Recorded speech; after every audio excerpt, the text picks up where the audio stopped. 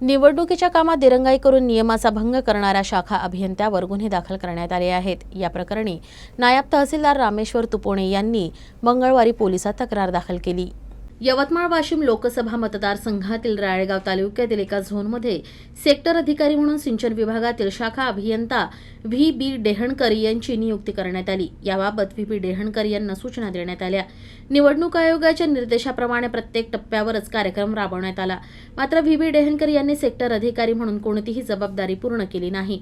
व्ही.बी. डेहणकर यांच्या अधीनस्थ येणाऱ्या झोनमधील मतदान केंद्र, त्यांची स्थिती याबाबतचा अहवाल दिला नाही। दरम्यान 11 ते 19 मार्च दरम्यान लोकसभा सार्वत्रिक निवडणुकीसारख्या महत्त्वाच्या संवेदनशील कामामध्ये जाणीवपूर्वक दिरंगाई आणि टाळाटाळ केली। यामुळे त्यांच्या विरोधात नायब तहसीलदार रामेश्वर तुपोणे यांनी राळेगाव पोलीस ठाण्यात तक्रार दाखल केली।